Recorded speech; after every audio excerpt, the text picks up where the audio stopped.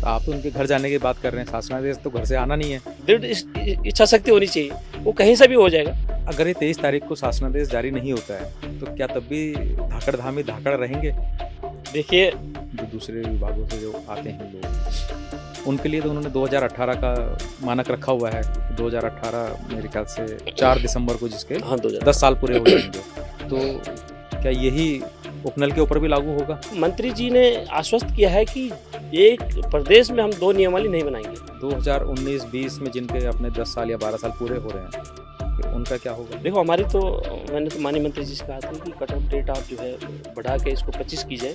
युवा जो हैं, जो संघर्ष कर रहे हैं लंबे समय से और तरह-तरह के अपने एग्ज़ाम देते हैं, फाइट करते हैं और कोशिश करते हैं कि हम निकले उन पदों के लिए, तो उनके भविष्य को लेके आपको क्या लगता है, क्या असर पड़ेगा? देखिए, उनके भविष्य के लिए अभी तो राज्य सरकार अभी भी तो भर्तियां कर रही है। अगर हम नियमित करते हैं या समान पद, समान वेतन देते हैं, तो इसका वित्तीय भार बहुत ज़्यादा पड़ जाएगा। देखिए, वित्तीय की व्यवस्था करना राज्य सरकार का काम है। राम कनवाल जी का कहना है कि अगर नियमितीकरण होता है उपनल कर्मचारियों का, तो वो कोर्ट में जाएँगे। राम भाई को अपना बेरोजगार संघ के अध्यक्ष के रूप में बने रहने के लिए वैसे अरगलन बयानबाजी कर रहे हैं। नमस्कार, स्वागत है आपका हमारे पॉडकास्ट आईटीजी टॉक्स में।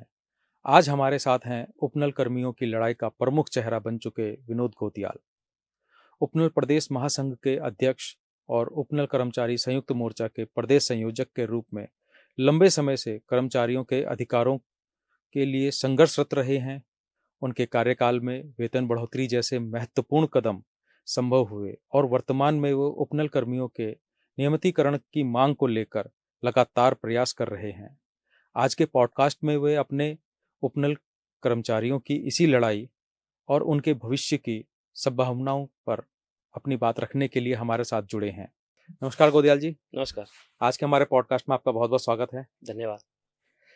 अच्छा गोदियाल जी, एक बात बताइए, अभी 23 तारीख का आप लोगों को आश्वासन मिला हुआ है, क्या लगता है आपको 23 तारीख को क्या जवाब मिलेगा?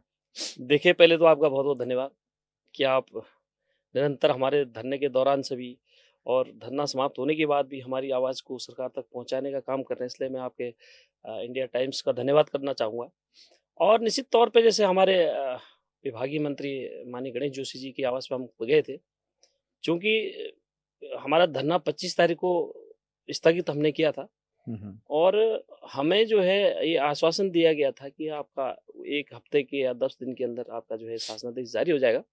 और देखो, लोगों में आक्रोश भी था और निश्चित तौर पे आक्रोश होना भी जायज़ था और उसी परिप्रेक्ष्य में हमने माननीय मंत्री गणेश जोशी जी का आवास का घेराव भी किया और मंत्री जी ने आश्वस्त किया है कि 23 तारीख को आपका जो है शासनादेश जारी हो जाएगा और देखते हैं, अभी इंतजार हो रहा है 23 तारीख का। आज 19 तारीख होगी, मंगलवार को सुबह से ही हम माननीय मंत्री जी के आवास पे ही चले जाएंगे कि साहब, मैंने स्पष्ट तौर पे कहा है कि जो शासनादेश आएगा वो हम आपके हाथ से स्वीकार करेंगे।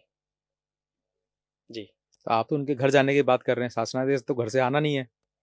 देखिए और वो तैयारी भी आपकी सुबह से ही है। देखिए, शासनादेश होने को तो घर पे भी बन जाते हैं, कोई दिक्कत नहीं। खुलने को दृढ़ इच्छा शक्ति होनी चाहिए, वो कहीं से भी हो जाएगा। और माननीय मंत्री जी ने कुछ जो बयान दिया है, जो एक विश्वास के साथ हमें आश्वस्त किया है, कहीं ना कहीं उनको भी आश्वासन मिला होगा कि हम 23 तारीख को जो है इसका शासनादेश जारी कर देंगे। अच्छा, ये आप बता रहे हैं कि दृढ़ इच्छा शक्ति होनी चाहिए, तो वो कहीं से भी हो सकता है काम, लेकिन इतने साल हो गए हैं, आपका बड़े लंबे समय से ये संघर्ष चल रहा है, तो इतने सालों से आज तक कभी इतनी दृढ़ इच्छा शक्ति किसी की नहीं थी? देखिए, हम तो बहुत पहले से संघर्ष कर रहे हैं, बहुत लंबा संघर्ष रहा हमारा। एक्चुअली की बात ये थी कि हमारा जो प्रकरण था माननीय न्यायालय में विचाराधीन होने के कारण सरकार उसमें कुछ ठोस पैरवी भी नहीं कर रही थी कि न्यायालय में प्रकरण विचाराधीन होने के कारण। अब जब हम माननीय हाई कोर्ट से जीत के, माननीय न्यायालय से, सुप्रीम कोर्ट से जीतने के बावजूद भी अब सरकार के पास कोई बहानाबाजी नहीं रहेगी। पहले जब हम धरना प्रदर्शन करते थे तो राज्य सरकार कहती थी कि आप जो है, आपका मामला जो है विचाराधीन है, तो हम उसमें कोई इंटरफेयर नहीं कर सकते। चूँकि जब हम माननीय सुप्रीम कोर्ट से जीत के आए पिछले अक्टूबर में, 15 अक्टूबर 2024 में, तो हमें भी एक आस जग गई कि अब जो राज्य सरकार के पास जो बहाना था वो खत्म हो चुका है। इसलिए हमने पूरा लाव लश्कर के साथ उस शासन उस अपनी मांगों को मनाने के संबंध में एक बड़ा हमने अक्टूबर में मैंने एक प्रेस कॉन्फ्रेंस के द्वारा भी राज्य सरकार को जगाने के काम की बात की कि 9 नवंबर तक हमारी मांगों पे विचार नहीं होगा तो हम 10 नवंबर को अनिश्चितकालीन धरना प्रदर्शन पर चले जाएंगे। चूंकि अधिकारियों ने या राज्य सरकार ने उसको सीरियस नहीं लिया, इसलिए हमें ये रोड पे उतरना पड़ा। और देखिए जो होता है अच्छे के लिए होता है, और निश्चित तौर पे जो हुआ है एपिसोड वो भी अच्छे के लिए हुआ है। और मुझे आशा ही नहीं, पूर्ण विश्वास है अपने राज्य सरकार पे, अपने माननीय मंत्री जी पे, माननीय सैनिक कल्याण मंत्री जी पे, अपने सूबा के धाकड़ धामी जी पे, कि वो निश्चित तौर पे 23 तारीख को हमारे शासनादेश जारी कर देंगे। अगर ये 23 तारीख को शासनादेश जारी नहीं होता है तो क्या तब भी धाकड़ धामी धाकड़ रहेंगे? देखिए मैंने जिस दिन धरना स्थगित किया था, उस दिन मैंने स्पष्ट रूप से राज्य सरकार को भी कहा था और अपने कर्मचारियों को भी कहा था कि ये धरना समाप्त नहीं हुआ है, ये धरना फिलहाल स्थगित हुआ है।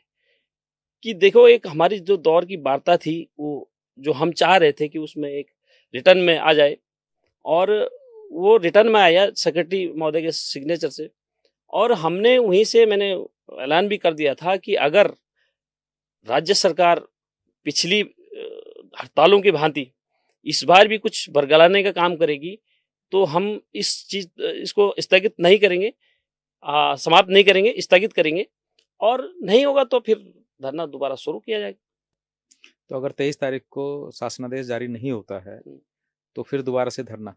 बिल्कुल, अगर 23 तारीख से मुझे तो पहले तो पूरा विश्वास है कि नहीं, विश्वास तो हम भी रखते हाँ, हैं, विश्वास लेकिन 1% अगर नहीं हो पाया तो निश्चित तौर पे फिर वही झंडा डंडा फिर लेकर के हम रोड पे उतरे। देखो, विश्वास तो आपको तब भी रहा होगा कि जब सुप्रीम कोर्ट से आप 2024 में पहली बार आपको क्लीन चिट मिली, आपको लगा कि बस अब सब कुछ हो ही जाएगा, लेकिन उसके बावजूद एक लंबा संघर्ष करना पड़ा। देखिए जब बच्चा रोता नहीं ना तो माँ भी दूध नहीं पिलाती है। तो राज्य सरकार को लगा हुआ कि हम इसको कैसे इसको थोड़ा सा पीछे ले जाएं, डिले करें। और जब हमने ऐलान कर दिया धरना प्रदर्शन का तो कहीं ना कहीं सरकार जागी है, चेती है। और निश्चित तौर पे मुझे फिर दोबारा कहूँगा कि मुझे माननीय धामी जी पे, जो कि अपने फैसलों लेने में ऐतिहासिक पुरुष जिनको कहा जाता है, और उनका जो विल पावर है, जो फैसले लेने की शक्ति है, इच्छा शक्ति, दृढ़ इच्छा शक्ति है, उनका अनुसरण अन्य प्रदेश के लोग भी कर रहे हैं। और मुझे आशा ही नहीं, पूर्ण विश्वास है कि ये जो ऐतिहासिक पुरुष बनने का जो माननीय धाकड़ धामी जी के पास मौका है, वो उसको नहीं खोएंगे। और उनका नाम एक स्वर्ण अक्षरों में दर्ज होगा कि किसी प्रदेश के सूबे ने 22,000 कर्मचारियों को समान कार्य समान वेतन का लाभ दिया और नियमितीकरण की पॉलिसी के लिए एक जो सब कमेटी बनी है, मुझे आशा ही है पूरी वो सब कमेटी भी अच्छा अपना जो निर्णय लेगी कैबिनेट को देगी, और निश्चित तौर पे रेगुलेशन पॉलिसी पे भी आएगा। अच्छा, नियमितीकरण को लेकर जैसे सरकार की जो पॉलिसी है वो उपनल के अलावा और भी जो दूसरे विभागों से जो आते हैं लोग, उनके लिए तो उन्होंने 2018 का मानक रखा हुआ है कि 2018 मेरे ख्याल से 4 दिसंबर को, जिसके हाँ, 10 साल पूरे हो जाएंगे। तो क्या यही उपनल के ऊपर भी लागू होगा? देखिए जो हमारे जो सब कमेटी बनी है माननीय मंत्री सुबोध उनियाल जी और सौरभ बहुगुणा जी की अध्यक्षता में, मैं उनसे मिला था, मेरी पूरी कार्यकारिणी उनसे मिली थी। और मंत्री जी ने आश्वस्त किया है कि एक प्रदेश में हम 2 नियमावली नहीं बनाएंगे। तो निश्चित तौर पे जो ये अभी दैनिक कार्य प्रणाली संविदा वालों के लिए जो नियमावली बनेगी, हमने मंत्री जी से रिक्वेस्ट किया है कि उसमें एक शब्द आप उपनल भी जोड़ दीजिएगा। और उसमें मंत्री जी ने बड़ा आश्वस्त किया है कि हम एक प्रदेश में 2 नियमावली लागू नहीं करेंगे। तो इसका मतलब वही 2018 ही मानक हाँ, रहेगा। देखिए 2018 ही मेरे हिसाब से तो जो राज्य सरकार ने बना दी उसमें खाली उपनल शब्द जोड़ना है, और जो नियमावली बनेगी उसका हम राजी है। तो इसमें कितने लोगों को फायदा हो रहा है इसका? देखिए नियमितीकरण की बात कर रहे हैं आप या समान कार्य समान वेतन की बात कर रहे हैं? यही नियमितीकरण, और मतलब जो 2018 का मानक अगर लेके चलेंगे तो इससे कितने लोगों को फायदा पहुंचेगा? देखिए 2018 का अगर लेंगे 10 वर्ष में तो कम से कम उसमें 6-7 हजार से ऊपर नहीं आएगा कर्मचारी। क्योंकि अब कुछ तो हमारे ऐसे कर्मचारी हैं कि जो 2 महीने बाद रिटायर हो जाएंगे, उनको तो लाभ नहीं मिल पाएगा। बिल्कुल। कुछ ऐसे कर्मचारी हैं कि वो रिटायर के कगार पे है, कुछ ऐसे हैं कि जो ऑलरेडी छोड़ के भी चले गए हैं। तो इसमें कम से कम 7 साढ़े 7 हज़ार कर्मचारियों का नियमितीकरण की पॉलिसी में आएगा, जो मैंने अभी मोटा-मोटा हिसाब किया है। और बात समान कार्य समान वेतन की है, तो जैसे कि न्यूज़ चैनलों के माध्यम से और हमारे धरना प्रदर्शन के दौरान भी माननीय मंत्री जी ने भी इस बात को खुलासा किया, माननीय सैनिक कल्याण मंत्री जी ने, कि अगर 12 साल से ऊपर वालों का अगर लेते हैं तो कम से कम उसमें 5500 कर्मचारी हमारे लाभान्वित होंगे। 12 साल से ऊपर का अगर लेते हैं तो। और ये तो 2018 का मानक रख दिया है, लेकिन जिनके 2019-20 में जिनके अपने 10 साल या 12 साल पूरे हो रहे हैं, फिर उनका क्या होगा? देखो, हमारी तो मैंने तो माननीय मंत्री जी से कहा था कि कट ऑफ डेट आप जो है बढ़ा के इसको 25 की जाए, और उससे ताकि हमारे जो ज़्यादा से ज़्यादा लोग उसका लाभ ले सकें। और मुझे निश्चित तौर पे ये विश्वास है कि जो हमारे सुबोध उनियाल जी माननीय मंत्री जी हैं, वो अहित नहीं चाहेंगे किसी भी कर्मचारी का। और मैं कोशिश कर रहा हूँ कि उनसे एक बार फिर मुलाकात हो। और आज तो मंत्री जी बाहर हैं, आज मैंने बात की थी, तो निश्चित तौर पे 1-2 दिन में हमारी भेंट होने वाली है। और जैसा कि मुझे पता चला कि अभी की 23 तारीख से पहले एक उस सब कमेटी की बैठक भी होने वाली है विधानसभा में, और वो कुछ बहुत अच्छा माननीय मंत्री जी करने वाले हैं उपनल कर्मचारियों के लिए। ये ये जो असर पड़ेगा, इसका जो उपनल कर्मचारी जितने भी हैं, उनके लिए तो बहुत अच्छा असर पड़ रहा है। जी। लेकिन उन्हीं पदों के लिए जो बहुत से बेरोजगार युवा जो हैं, जो संघर्ष कर रहे हैं लंबे समय से और तरह-तरह के अपने एग्ज़ाम देते हैं, फाइट करते हैं और कोशिश करते हैं कि हम निकलें उन पदों के लिए। फिर उनके भविष्य को लेके आपको क्या लगता है, क्या असर पड़ेगा? देखिए, उनके भविष्य के लिए अगर अभी तो राज्य सरकार अभी भी तो भर्तियाँ कर रही है ना। अभी तो राज्य सरकार भर्तियाँ कर रही है। हमने तो राज्य सरकार से माँग की थी कि हमारे जो 22,000 कर्मचारी हैं, जिन पे हम काम कर रहे हैं, उनको जो है आप निसंवर्गीय पद घोषित कीजिए। निसंवर्गीय पद का मतलब ये हुआ कि जो जिस पद पे है वो रिटायरमेंट होने के बाद वहीं डेड हो गया उड़ जाएगा, या उसके छोड़ने के उपरांत वो पद ऑटोमेटिकली डेड हो जाएगा। तो राज्य सरकार को व्यवस्था बनानी पड़ेगी कि भई अब देखो, ऐसा तो है नहीं कि हम 18-18, 20-20 साल से एक कर्मचारी काम कर रहा है और एकदम से उसका जो है आप नियमित भर्ती लेकर के उसको आप बेरोज़गार करेंगे, तो वो भी कहीं का वो रास्ता नहीं है। राज्य सरकार को ये रास्ता बनाना चाहिए। जैसे मैंने कहा कि हमारे पदों को, मैंने पूर्व में भी ये डिमांड रखी थी हमने, कि हमारे पदों को जिन पे उपनल कर्मचारी कार्य कर रहा है, उनको जो है फ्रीज़ किया जाए, उनके पदों को निसंवर्गीय पद घोषित किया जाए, और जो जैसे-जैसे रिटायर होता रहेगा वो पद डेड होता रहेगा और नई व्यवस्था बनती रहेगी। लेकिन ये तो वो पद हैं कि जिनमें जब इन पे कोई जॉइन करता है, तो उसको पहले दिन से ही मालूम होता है, जॉइन करने से पहले से पता होता है कि यहाँ से मैं कभी भी हटाया जा सकता हूँ। ये कोई मेरे लिए नियमित तो है ही नहीं। ये तो अधिकतर मैंने जिन लोगों को देखा है कि उनके लिए कि चलो ठीक है कि अगर वो एग्ज़ाम भी नहीं निकाल पाए हैं कोई, तो कोई ना कोई साधन तो चाहिए घर चलाने के लिए। देखिए, हाँ, वो आप ठीक कह रहे हैं। देखो, स्ट्रक्चर बढ़ाना राज्य सरकार का काम है। स्ट्रक्चर बढ़ाना विभाग का काम है। अब मैं एक एग्ज़ाम्पल दूँगा वन विभाग का।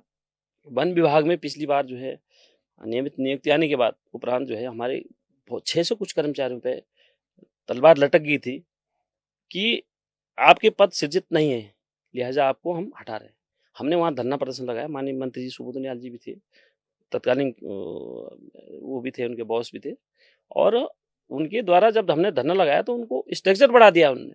आज फॉरेस्ट के जो हमारे उपनल कर्मचारी हैं वो सब पद के सापेक्ष वहाँ पे कार्य कर रहे हैं। तो ये स्ट्रक्चर बढ़ाना राज्य सरकार का काम है और विभाग का काम है। ये कोई बड़ा रॉकेट साइंस तो लगाना नहीं है। भाई, जो वर्षों से जिस पद पे काम कर रहा है, कम से कम उसकी सियोरिटी तो होनी चाहिए कि भाई अगर मेरा पद नहीं है, पहली बात मैं आपको बता दूं, अगर उसका पद वहां पे था नहीं, अगर वो बेरोजगार था, उसकी तो कोई गलती नहीं ना।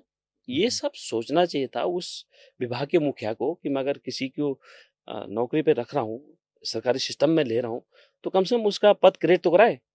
ये उस बेरोजगार की जो बेरोजगार था तब उसको रोजगार चाहिए था।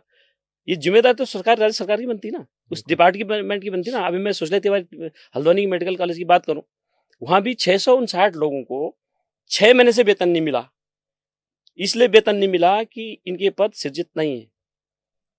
मैं उदासीनता मानता हूं या क्या मानता हूं इस चीज को कि सुशीला तिवारी मेडिकल कॉलेज इतना बड़ा संस्थान, जो नानीदत्त तिवारी जी ने जिसको स्ट्रक्चर किया था, वहां हमारे कर्मचारी 2000 कोई 96 से हैं, कोई 2000 से कार्य कर रहे हैं, और अब जाके 2025 में डिपार्टमेंट को याद आ रहा है कि इनका पद ही सृजित नहीं है। ये सब डिपार्टमेंट का मामला है ना, डिपार्टमेंट को देखना चाहिए कि आपने 20-20 साल उस कर्मचारी के ले दिए, अब आप ये कहकर आप उसको बाहर करेंगे साहब आपके यहाँ पद नहीं है। ये पद सृजित कराना डिपार्टमेंट का काम है। जब आप उनसे काम ले रहे, पूरा संस्थान जो है उपनल चला रहा है, उसकी भी हमने फिर माननीय मुख्यमंत्री जी के साथ मैं गया, माननीय मुख्यमंत्री जी से हमने भेंट बातें की। उस समय हमने कहा भाई साहब ये 6 महीने से आप कर्मचारियों को वेतन नहीं दे रहे और ये कहकर नहीं दे रहे कि इनके पद सृजित नहीं है, काम इन कर्मचारियों का थोड़ी, इनके क्या दोस्त है। आपने इंस्पेक्टर वो तो बढ़ा दिया अपना, पहले 100 बेड का था, आपने 1000 बेड का कर दिया उसको। पद सृजित कौन कराएगा? डिपार्टमेंट तो कराएगा ना। तो निश्चित तौर पे फिर उनकी फाइल अभी रनिंग में है, तो मेरे को आशा ही नहीं, पूर्ण उम्मीद है कि उनका भी स्ट्रक्चर बढ़ेगा। और ये जो टेक्निकल प्रॉब्लम है एक संस्थान की नहीं, हर जगह है। जहाँ ये प्रॉब्लम होगी वहाँ राज्य सरकार और विभाग हम फिर बात करेंगे कि वे स्ट्रक्चर डेवलप किया जाए। सरकार का एक तरफ दूसरी ये कहना भी है कि अगर हम नियमित करते हैं या समान पद समान वेतन देते हैं तो इसका वित्तीय भार बहुत ज़्यादा पड़ जाएगा। देखिए, वित्तीय की व्यवस्था करना राज्य सरकार का काम है। राज्य सरकार ये भी हमारे अधिकारी ये भी नोट करें कि हमने कितना वित्तीय भार बचाया राज्य सरकार का।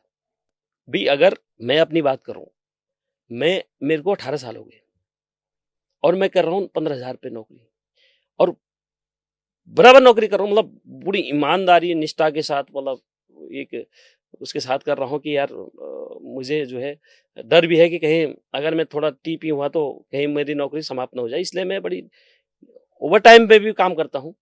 और एक अल्प वेतन 15,000 रुपये में मैंने 18 साल राज्य सरकार के को दे दिए। अगर मेरी जगह अगर कोई परमानेंट एम्प्लॉयज होता तो वो लेता 45,000 रुपये। मैंने ये बात कही, सार्वजनिक मंचों भी कही है कि राज्य सरकार का मैंने कितना बचत किया। करोड़ों में तो बचत हुआ ना एक एम्प्लॉय से। तो ये भी देखे ना कि ये एम्प्लॉय, मतलब एक उपनल कर्मचारी ने राज्य सरकार की कितनी बचत की। तो ये वित्तीय करना राज्य सरकार का काम है, ये हमारा काम नहीं है। वित्तीय सरकार कहाँ से लाती है ये उसका सोचना है। ये सरकार का विषय है, सरकार कहाँ से लाती है सरकार का विषय। ठीक है। अच्छा, दूसरी तरफ जो है बेरोजगार संघ से राम कंडवाल जी का कहना है कि अगर नियमितीकरण होता है उपनल कर्मचारियों का तो वो कोर्ट में जाएंगे आपके खिलाफ। देखिए, राम कंडवाल जी को, वो मेरे छोटे भाई हैं, मैंने धरने के दौरान भी जो उनका बयान आया था, उनको मैंने वहाँ भी समझाया था कि भाई साहब आप युवा बेरोजगार की बात कर रहे हैं। भाई जब 18 साल पहले मैं युवा रहूँगा तो मैं भी तो बेरोजगार था ना, मेरे को भी तो रोजगार की जरूरत थी ना। सही बात। राम भाई को अपना बेरोजगार संघ के अध्यक्ष के रूप में बने रहने के लिए वैसे अरगलन बयानबाजी कर रहे हैं, तो मेरा उनको निवेदन है कि आप किसी के भाव का मत आएं, किसी के भड़कावे मत आएं। आप कह रहे हैं कि राज्य सरकार, मैं सुन रहा था उनकी बात कि राज्य सरकार ने उपनल के बारे में जो मतलब ठोस पैरवी नहीं की, तो मैं उनको छोटे भाई को बताता हूँ कि आपने बहुत लेट कर दी। भाई हमारा नियमितीकरण तो 2018 से चल रहा ना माननीय हाईकोर्ट से, आप तब कहाँ थे जब हमारा सुप्रीम कोर्ट से हम जीत के आए, माननीय सुप्रीम कोर्ट से जीत के आए 2024 में, तब आप कहाँ थे? तब आपने ये बात क्यों नहीं की? जब हमारा धरना 10 तारीख से शुरू हुआ और 10 तारीख के 10 दिन होने के उपरांत 20 तारीख को आपने प्रेस कॉन्फ्रेंस के माध्यम से कहा है कि आपको जो है ये इनका समान कार्य संवेतन के लिए या नियमितीकरण के लिए हम कोर्ट जाएंगे। तो उससे पहले आप थे कहाँ? आप पहले ही आपको कोर्ट चले जाना था। तो राम कंडवाल जी को मैं छोटा भाई के नाते उनको सजेस्ट करूंगा कि आप जो है इस अपने संगठन के लिए आप क्या कर रहे हैं, क्या नहीं कर रहे हैं, वो आपका विषय है। आपको अगर पॉलिटिकली कोई किसी राजनीतिक दल में जाना है तो आप निश्चिंत है, आप ये उपनल के चक्कर में आप बीच में ना आए तो बहुत अच्छा रहेगा। और जो आपने कहा है कि राज्य सरकार ने ठोस पैरवी नहीं की, तो मेरा भाई से निवेदन ये अभी भी है, अभी तो क्या हुआ तो मैटर खत्म हो गया, पर उस समय आपने जो है जो राज्य सरकार का वकीलों का पैनल था उसमें अपने आप को भी सम्मिलित करना था कि मैं आप उन विद्वान अधिवक्ताओं से आप अपने आप को और अधिक विद्वान समझ रहे हैं, तो आपको उस पैनल राज्य सरकार से रिक्वेस्ट करनी थी कि साहब आपके वकील जो है ठोस पैरवी नहीं कर पाएंगे, इसलिए मुझे भी आप उस पैनल में शामिल कीजिए। तो उस समय उनको उस पैनल में जाना चाहिए था। आप बयानबाजी आप कर रहे हैं कि जब हम माननीय हाई कोर्ट से जीत गए, माननीय सुप्रीम कोर्ट से जीत के आ गए, तब तुम कहाँ थे? तो बयानबाजी उनके, मैं कहूँगा भाई साहब आप जो है ये भड़कावे का काम ना करें कि पता चला कि ये धरना फिर दूसरी तरफ डाइवर्ट हो जाए। वो तो धरने के दौरान मैं नहीं वो करना चाह रहा था, पर आपने वो बात बोल दी, वो क्वेश्चन कर दिया, इसलिए मेरे को कहना पड़ा कि वो ठीक थी। वो धरने के दौरान जो चिंगारी थी, जो आपने सुलगाई थी, वो चिंगारी बम बनने का काम करती है। अगर मैं अपने लोगों को नहीं थामता, तो भाई साहब वो आप एक तरफ आप राज्य सरकार से हम अपने न्यायोचित मांगों के लिए लड़ रहे हैं, और आप उस मांग में आग में घी डालने का काम कर रहे हैं, तो चिंगारी नहीं तो बम बनता। वो तो मैंने अपने लोगों को समझाया, बुझाया कि नहीं यार कोई बात नहीं, वो भी हमारे भाई है, वो भी कह रहा है कि मैं बेरोजगारी की लड़ाई लड़ रहा हूँ, तो ठीक है, आप बेरोजगारी की लड़ाई लड़ो। आपको अगर राजनीति करनी है तो कोई पॉलिटिकल पॉइंट ज्वाइन कर लो, ये उपनल के बीच में आने की आपको जरूरत नहीं है। अच्छा, ये तो राम कनवाल जी का बयान हो गया, लेकिन इनके ही बयान पे बहुत सारे युवाओं का समर्थन भी है। हमने कई युवाओं से बातचीत करी थी, वो पूरी तरह से उनके बयान का समर्थन करते हुए ये कह रहे हैं कि अगर नियमितीकरण हो जाता है, समान पद समान वेतन, ये सभी चीजें मिल जाती हैं उपनल कर्मचारियों को या दूसरे और भी हैं जो, तो इससे बेरोजगारों को बड़ा नुकसान है। जो आप जैसे आप बता रहे हैं कि एक समय 18 साल पहले आप भी बेरोजगार उसी जगह पे खड़े थे, बिल्कुल। तो आज आज जो उस जगह पे खड़े हैं 18 साल के बाद, वो युवा आज तो वो ये उनका कहना ये है कि हमारे अगर ऐसा हो जाता है तो उसके बाद तो सरकार जो भर्तियां अभी निकाल भी रही है उसको भी निकालना बंद कर देगी। तो बोल रहे फिर हमारा क्या होगा कि जो हम इतना पढ़ रहे हैं, इतने एग्जाम निकाल रहे हैं, क्वेश्चन उनके भी ये क्वेश्चन गलत नहीं है? नहीं, उनके क्वेश्चन भी ठीक है, पर ये क्वेश्चन हमसे ना करे ना, ये क्वेश्चन राज्य सरकार से करे ना, क्योंकि करना तो राज्य सरकार ने है ना। अब राज्य सरकार का विषय है कि वो कैसे इनको एडजस्टमेंट करे, कैसे हमें समायोजित करे, ये राज्य सरकार भी सही, मेरा विषय नहीं है। अच्छा, हाँ। अच्छा, एक चीज और, आप ही अगर उपनल के बारे में ही अगर देखते हैं, तो उपनल के भी दो हिस्से हो रखे हैं, एक मैदान में लड़ रहा है और एक कोर्ट में लड़ रहा है। ऐसा देखिए, क्यों? नहीं, 2 हिस्से नहीं है, वो भी हमारे भाई-बंध हैं, और लड़ाई तो सार्वजनिक नहीं, सबकी हैं तो थी। सारे भाई-बंध, लेकिन नहीं, हमने वोट के लिए देखिए हमने आप दोनों को नहीं, कभी नहीं, साथ नहीं, नहीं देखा। नहीं, नहीं, साथ देखने क्यों, हमने एक संयुक्त मोर्चा बनाया, शायद आपने पिछली बार भी जी। जो 8 दिन का हमारा धरना प्रदर्शन था, उसमें भी संयुक्त मोर्चा हमने ये बनाया था। सारे संगठन एक बैनर तले लड़े थे, और ऐसा नहीं है, इस बार भी हमने मोर्चे के तौर पे हमने लड़ाई लड़ी है, और सब देखो मुद्दा तो एक ही है ना, कोई कोर्ट पे लगे या कोई रोड पे लड़े, तो एम तो एक ही है ना उपनल का, हमारे नियमितीकरण मांग तो एक ही है ना, डिमांड तो एक ही है ना। तो ऐसा कुछ नहीं, वहाँ हमारा बड़ा परिवार है, 22,000 कर्मचारी हम हैं, तो बड़े परिवार में ये छोटी-मोटी घटना ही घटती है, और अलग कोई नहीं है, सब संयुक्त मोर्चे के तहत। जब मैं शुरू में 2023 में प्रदेश अध्यक्ष बना था, तो मेरा एक ही उद्देश्य था कि मैं जो ये उपनल के नाम से विभिन्न संगठन बने हैं, उनको मैं एक छतरी के नीचे लेके आऊँ, और वो प्रयास मेरा कहीं न कहीं फलीभूत हुआ। अभी देखा होगा आपने, ऊर्जा वाले हमारे साथ थे पूरे, जो ऊर्जा में इतने संगठन बने, हमारे वाहन चालक हमारे साथ थे, संविदा संघ वाले हमारे साथ थे, और सारा हमने एक ही वो किया था कि हम एक छतरी के नीचे लड़े। और 2008 जो 8 दिन की हमारी स्ट्राइक थी पिछली बार, उसमें भी सारा संगठन एक था, और आज भी सारा संगठन एक है। मैं कहा ना, कोर्ट के लिए सारे लोगों ने योगदान दिया है, सारे हमारा जो कोई भी संगठन हो, पूरा योगदान रहा, और अभी भी रहेगा जब तक लड़ाई समाप्त नहीं होगी। अच्छा, एक चीज और है कि संगठन तो बहुत सारे हैं, अलग-अलग बनते जाते हैं। चलो ठीक है, संयुक्त मोर्चे में सब के सब एक साथ आ जाते हैं, तो ये तो अच्छी बात है। लेकिन अभी अगर आपकी ये माँगें पूरी हो जाती हैं, हुँ। तो क्या आपके संगठन के पास अभी इसके बाद भी कुछ माँगें बची हैं कि जिसके लिए आगे रणनीति बनाई जाएगी, देखिए, भविष्य को लेके? मैंने पहले भी कहा था, आज भी आपके चैनल के माध्यम से कह रहा हूँ, उस व्यक्ति की लड़ाई भी लड़ी जाएगी। ऐसा नहीं है कि जो 10 साल वाले फ्रेम में आ गए, तो वो पीछे वालों को भूल जाए। मैंने राज्य सरकार से वही तो माँग की थी कि मैंने कहा भाई, चरणबद्ध तरीके से, जो माननीय न्यायालय ने भी आदेश दिया था कि चरणबद्ध तरीके से जो है हम रेगुलेशन पॉलिसी करेंगे। और मेरा उस व्यक्ति को, उस जो मेरा लास्ट वाला कर्मचारी जो अब तत्काल प्रभाव में लाभान्वित नहीं हो रहा है, उसकी लड़ाई भी जारी रहेगी, चाहे वो दूसरे रूप में होगी, उसकी लड़ाई भी जारी रहेगी, और उसकी लड़ाई तब तक जारी रहेगी जब तक उसको न्याय नहीं मिले, जब तक उसको उसका लाभ न मिले। तो वो अंतिम व्यक्ति तक जो है लाभ पहुँचाने का। बिल्कुल। अच्छा, नहीं, लेकिन मेरा जो कहना था वो ये था कि आपका नियमितीकरण, समान पद समान वेतन, हुँ। इनके अलावा भी कोई और ऐसा कुछ है कि जिसको आपको लगता है कि आज नहीं तो कल 2 साल 4 साल बाद दोबारा ये माँग रखी जा सकती है? देखिए, मेन उद्देश्य तो नियमितीकरण था, और नियमितीकरण के लिए राज्य सरकार ने जो सब कमेटी गठित की है, और मुझे पूरा विश्वास है कि वो सब कमेटी जो है बहुत बढ़िया निर्णय लेने वाली है।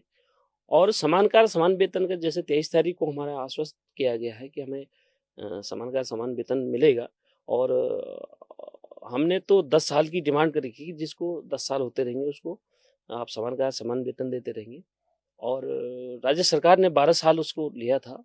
तो मैंने फिर रिक्वेस्ट की समिति के सम्मानित सदस्य अध्यक्ष जी को, तो कहीं न कहीं 10 साल वो मान रहे हैं, और उसके बाद चरणबद्ध तरीके से फेज़ वाइज़ जो फेज़ मैनर में जो हमारी बात हुई है माँगों पे, कि 2-2 महीने के बाद जो है जो 10 से नीचे वाला हमारा कर्मचारी होगा, वो उसके दायरे में आएगा, लाभ लेगा। फिर 2-2 चरणबद्ध तरीके से 2-2 महीने के नीचे से अंतराल में वो उस दायरे में आता रहेगा। और उसके अलावा तीसरी माँग तो हमारी कुछ है नहीं अभी। और जो इसके बाद जो जैसे जो नियम उसमें आ गया, नियमितीकरण में आ गया, तो ऐसा नहीं है कि संगठन को हम वाइंड अप कर देंगे। इस संगठन का रूप चेंज होगा, उसका नाम चेंज होगा, पर लड़ाई सबके लड़ी जाएगी। अच्छा, तो भविष्य में कभी प्रमोशन की भी डिमांड की जा सकती है फिर? बिल्कुल, बहुत सारी चीज़ें हैं अभी तो, बहुत मैं सारी यही लड़ाई यही मैं लड़नी जानना पड़ेगी। चाह रहा था असल हाँ, में बहुत कि सारी ऐसे लड़ाई और मैं क्या-क्या समझ गया मुद्दे था। हैं? बहुत सारी लड़ाई लड़नी पड़ेगी, और जैसे प्रमोशन क्या हो गया, आप अगर कई चीज़ें हैं डिपार्टमेंट में आने के बाद, क्योंकि हमने शुरू से ही संयुक्त लड़ाई लड़ी है, तो आगे भी हम संयुक्त लड़ाई लड़ेंगे। कई सारे इश्यू हैं, कई सारे मुद्दे हैं, उन पे हम संयुक्त लड़ाई लड़ेंगे। तो फिर ये मतलब ये डिमांड पूरी होने के बाद ये प्रमोशन की डिमांड के लिए कब मैदान में देखिए, ये होंगे? तो बहुत अभी भविष्य की गर्त में है। ये तो हम तो कह रहे हैं पहले उस दायरे में आ तो जाए हम, उसके बाद तो देखेंगे फिर, नेक्स्ट नहीं हो पाएगा तो फिर। अच्छा, एक चीज़ और मैंने सुनी है कि उपनल के अंदर जो है गेटिंग सेटिंग का भी कुछ खेल चलता है कि अगर जान-पहचान है, बढ़िया सब कुछ सेटिंग अच्छी है, तो काम आसान हो जाते हैं। नहीं, मैं समझा नहीं, काम आसान कैसे, मतलब मैं मतलब उपनल के द्वारा भी लगने कहीं के लिए, पे मतलब लगने उपनल के से लिए लगने के लिए डिपार्टमेंट में। हाँ जी। नहीं देखिए, ये नहीं विषय है, ये इसमें मैं ज़्यादा वो भी नहीं करूँगा कि सेटिंग गेटिंग चलती है, ऐसा नहीं है। क्योंकि उपनल भी जो है रिक्रूटमेंट करता है तो पारदर्शिता पूरे अपनाई जाती है, और एक पोस्ट के लिए वो लोग 6 वहाँ से लोगों को भेजते हैं, और प्रॉपर तरीके से चैनल वाइज़ जो है चयन होता है, और जिस डिपार्टमेंट में वो जाते हैं वहाँ उनका जो अधिकारी है वो प्रॉपर उनका इंटरव्यू लेकर के कमेटी बना करके उसका चयन होता है। ऐसा नहीं कि कोई सेटिंग गेटिंग चल रही है, ये तो मेरे अभी तो मैंने सुना नहीं कि सेटिंग गेटिंग चल रही है। पर उपनल जो है पारदर्शिता, मैंने बताया नहीं, पारदर्शिता जो हमारे उपनल के द्वारा बरती जाती है, तो उसमें कहीं सेटिंग गेटिंग का तो मेरा सवाल ही नहीं होता। भाई 6 लोग भेज रहे हैं तो वो तो डिपेंड करेगा ना उन 6 लोगों पे, वो डिपेंड करेगा चयन कमेटी पे कि वो किसका चयन करें, किसको योग्य मान रहे हैं, कैसे योग्य मान रहे हैं, वो डिपेंड करता है। उसमें उपनल का कोई वो नहीं। लिए ये अच्छा है कि एक पद के लिए वो 6 लोगों को भेजते हाँ, हैं बिल्कुल प्रॉपर तरीके से चयन होता और है। जितना क्लियर रहे उतना अच्छा। बिल्कुल, बिल्कुल। अच्छा सर, लास्ट में सरकार के लिए आपका 23 तारीख को लेके क्या सुझाव है? अगर 23 तारीख को आपकी डिमांड पूरी नहीं होती है तो? देखिए, मैंने शुरू में भी कहा था धरने के जिस दिन हमारा 25 तारीख को धरना स्थगित किया था, उस दिन भी कहा था कि जल्द अगर हमारे शासनादेश नहीं हो पाता है, और जो एक डेट राज्य सरकार ने हमें दी है 23 तारीख की, तो अगर 23 तारीख को इफ एंड बट होता है कि मतलब हमारा कोई हम समझेंगे कि हमें लॉलीपॉप दिया जा रहा है, तो निश्चित तौर पे धरना फिर स्थगित जो किया था वो फिर स्टार्ट किया जाएगा, और पूरे जोश खरोश के साथ, पूरे आक्रोश के साथ, क्योंकि आक्रोश दुगना बढ़ जाएगा लोगों के अंदर। कर्मचारी तो अभी मेरे को फ़ोन आते हैं कि अध्यक्ष जी आप बोलो कब आना है? अध्यक्ष जी आप बोलो, आदेश करो कब हमने गरजना है। क्यों? क्योंकि अभी तक वो कर्मचारी भी अपने आप को छला हुआ महसूस कर रहे थे, ठगा हुआ महसूस कर रहे थे। फिर जब माननीय गणेश जोशी जी ने हमें आश्वस्त किया है, तो उस समय थोड़ा-सा शांति का माहौल है, और निश्चित तौर पे मैं राज्य सरकार को फिर चेतावनी समझो या वो समझो मेरी मजबूरी समझो या चेतावनी समझो, कि अगर 23 तारीख के सब तक नहीं हो पाता है, तो फिर पंडाल सजने वाला है, और बहुत बड़ा भव्य दीप तो नहीं कह सकता हूँ, बड़ा आक्रोश के साथ सजेगा, और जिसकी सारी ज़िम्मेदारी राज्य सरकार की होगी, शासन प्रशासन की होगी। आपके 22,000 कर्मचारी हैं उपनल के, अगर सारे के सारे एक साथ आकर बैठ जाएँ, तो आपको नहीं लगता है कि सरकार को तुरंत फैसला लेना पड़ेगा? देखो ऐसा है, ये देखो प्रदेश भी तो हमारा ही है ना। नहीं, लेकिन मैंने एक चीज़ और भी देखी है कि जब भी हड़ताल बुलाई जाती है, तो विभागों से तो कर्मचारी गायब हो जाता है। वो वो एक धरने में उतना नहीं पहुँचता। वो एक सोचने वाला विषय है कि हमारे कर्मचारी जो है, ऐसा भी नहीं है कि गोल हो जाता है, वो इक्का दुक्का चल जाता है कि धरने के नाम से वो धरने विभाग से आउट हो जाता है, पर धरने में नहीं पहुंच पाता, वो एक आध दुक्का है। बाकी तो निश्चित तौर पे जो हमारे लड़ाई लड़ने वाले योद्धा है वो डटे रहते हैं। और आपने कहा 22,000 कर्मचारी, हम तो ये कहते हैं कि 22,000 अगर रोड पे उतर गए तो बड़ी अराजकता घट जाएगी कि मतलब पूरा अभी प्रदेश में हमारा ना कुछ डिपार्टमेंट तो चलाने ही पड़ेंगे ना भाई। प्रदेश अगर सारे हम वापस रोड पे ले आएंगे तो सरकार भी तो हमारी है, प्रदेश भी हमारा ही है, लेकिन लोग भी हमारे हैं। लेकिन अगर सारे एक ही दिन आ जाते हैं तो ये भी तो है कि सरकार को डिसीजन नहीं, तुरंत ऐसा लेना पड़ेगा। देखो ऐसा नहीं है कि सरकार, देखो अभी जो हमारा धरना हुआ, आप तो कवर कर रहे थे, उसमें बड़ी तादाद में लोग थे। और अगर धरना थोड़ा सा लंबा खिंचता तो और लोग जनसंख्या बढ़ती थी। तो हमने उसको अभी थोड़ा सा क्योंकि होता क्या है कि रोड पे हम बैठे हैं, रोड पे दिन रात का हमारा संघर्ष था। और कहीं ना कहीं एक दिमाग में एक डर का भय भी था, डर भी था कि एक तो सर्द रात है, बिल्कुल, ऊपर से रोड पे लेटे हैं। और जब मैं तो खुद वहां लेटा रहता रात को रोड पे, और निश्चित तौर पे डर ही सताता रहता था कि उससे जब रात को हैवी ट्रक वहां से गुजरते थे तो कभी कभी डर ये लगता था कि पूरी धरती जो है हिलती थी, और डर ये लगता था कि कहीं ट्रक अगर थोड़ा सा स्टीयरिंग घूम गया तो ये पता नहीं कितनों को घुमा के ले जाएगा। तो ऐसा नहीं है कि सारे लोग जागरूक हैं, सारे हमारे उपनल कर्मचारी सब जागरूक हैं। हमने रोक के रखा था उनको कि भाई अभी रुको, अगर राज्य सरकार कोई ठोस निर्णय पे नहीं आती है तो पूरा प्रदेश को फिर हम झोंकने वाले थे।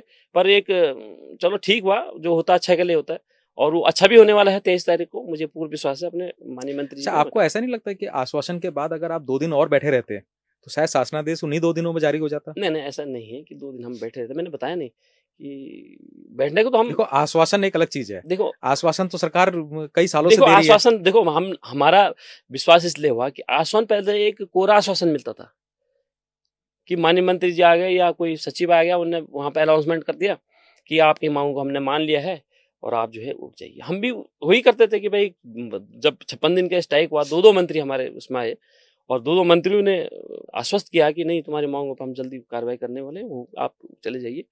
तो वो आश्वासन नहीं, आश्वासन रह गया था। इस बार हमने ये सोचा था कि जब तक हमारे पास कोई रिटर्न में नहीं आएगा हम उठेंगे नहीं।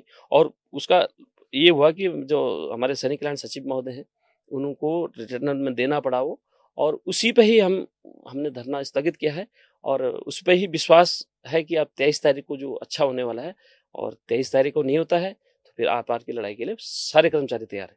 लेकिन मेरे को सुनने में एक चीज और आई थी कि आप लोगों को जब आश्वासन मिला तो आपके अपने लोगों तक पहुंचने से पहले जो है वहां पे शायद फोर्स पहुंच गई थी कुछ धरने को खत्म करवाने के लिए। देखिए वो पूरी प्लानिंग हो गई थी राज्य सरकार की, पुलिस प्रशासन की पूरी तैयारी हो गई थी कि चूंकि पीछे एक प्रोग्राम होना था एबीवीपी का राष्ट्रीय स्तर का, तो राष्ट्रीय अधिवेशन भी था। अब तो वहाँ माननीय मुख्यमंत्री जी को भी आना था।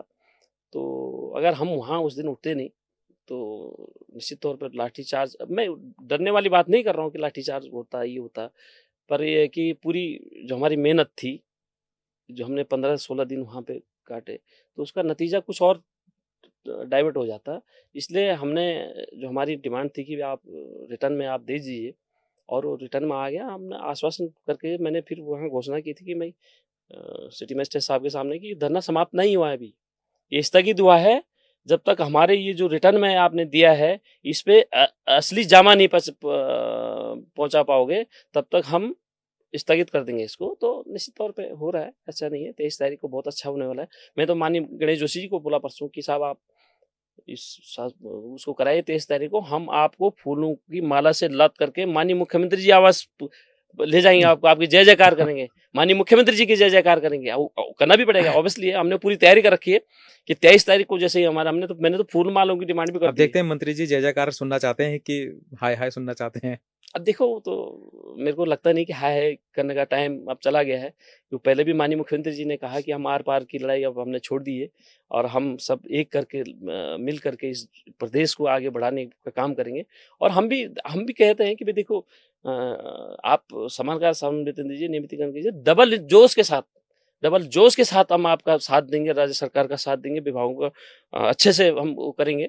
तो निश्चित तौर पर हाय कर तो मेरे को लगता नहीं कि हाय करेंगे। हम जय जयकार ही करने वाले हैं माननीय गणेश जोशी जी के, माननीय मुख्यमंत्री जी के जय जयकार होंगे और फूल की माला से स्वागत किया जाएगा। इस सबके पीछे कहीं 2027 चुनाव तो नहीं? देखिए, राज्य सरकार का विषय है चुनाव। क्योंकि अब कुछ ही समय बचा है देखो, और उनको वोट भी पूरा चाहिए। देखिए अगर राज्य सरकार अगर काम कर लेती तो ऑब्वियसली उसको श्रेय तो जाना चाहिए, और मैं मानता भी वो नेचुरल भी है कि राज्य सरकार को श्रेय लें, उसका हम तो चाह रहे हैं श्रेय ले और जाना भी चाहिए।